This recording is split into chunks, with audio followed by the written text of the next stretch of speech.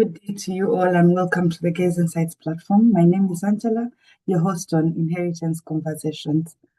Today we're going to look at how families fight over land more than they would over love. Land is never just land. When families fight, they are rarely fighting over soil, the physical soil. They're fighting over meaning. Land represents many things. It represents identity, it represents belonging, permanence. It also represents ancestry, power. In many families, especially across Africa and also other traditional cultures, land is the symbol of a patriarch's success. It's proof of legacy, the anchor of the family name. Now, money can be spent, cars can depreciate, businesses will collapse, but land actually feels permanent. So when someone threatens your claim to land, it feels like they are threatening your place in the family story. Land carries memory, and memory is emotional. Land is actually physical. So land equals status, and in many families, the person who controls the land controls the power. Because land determines who is seen as head of family, who hosts gatherings, who makes decisions, who commands respect. Now, in inheritance disputes, siblings are not just dividing property. They are asking real questions, deep questions that go to the very core of their being. They're asking who has become the new authority. They're asking about who is inheriting leadership, who is visible, especially when there is ancestral land or a family home. Control of that house or property often equals control of identity. Inheritance redistributes this power, and power shifts are never neutral. The ancestral home is emotional territory.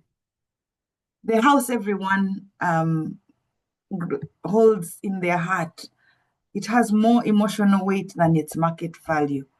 And the family home represents childhood memories. It also holds trauma for some families. It could represent safety, it could represent favoritism, it could be a reminder of the love you had when you were growing up. It also reminds the family about the birth order dynamics. Who's older, who's younger, who's more talkative, who's silent, who is greedy, who is patient, and so on. You'll hear siblings talk about how they cared for their father more than the other, or how another may feel they felt left out and they left the home so that they could find or build something better. They could not see something tangible by staying home. When that home is discussed, people are not thinking like investors, they are thinking like children again. And grief reactivates childhood roles, and land-tied childhood amplifies that. So if you're making verbal promises, you're going to create legal wars. A private promise can destroy a public family. There are some scenarios where you'll find, after you've gone, children fighting over the plot that you gave one child. And the claim will be, you didn't write it. It wasn't witnessed. It wasn't communicated. And at this point, your children as siblings are going to argue over memory. Memory will become evidence. Emotion will become testimony. And suddenly, the fight is not just about land. It's about truth. Ambiguity breeds accusation. And land feels like belonging. So to lose land feels like you're losing your place in the bloodline. For many children, especially daughters or stepchildren, inheritance of land equals validation. It says you belong, you matter, you're recognized. And when they're excluded, it can feel like they were never really one of the family. And this is why disputes over land are more intense than disputes over money. Money does not define belonging, land often does. When it comes to your business can be divided, and land feels sacred. So what happens within the family is that there'll be resentment over the business and they'll shred it to pieces because they use resentment as a symbol. Businesses are commercial, land feels sacred. Businesses can be valued, they can be liquidated, they can be structured into shares. And if there is resentment, existing resentment, the children who don't want other siblings to continue running the business will crush it. Land feels indivisible, it's sacred, it's emotional, it's historical, especially rural or ancestral land. And therefore, selling it feels more like betrayal, dividing it feels like fragmentation, excluding someone feels like erasure. But with businesses, they'll use that as a weapon because the resentment will be attached to something they feel can be shredded to pieces. So land carries spiritual and cultural weight that money does not, and that businesses do not.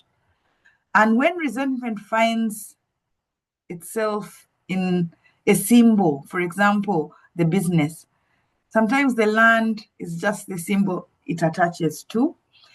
It will bring out old wounds. For example, favoritism, neglect.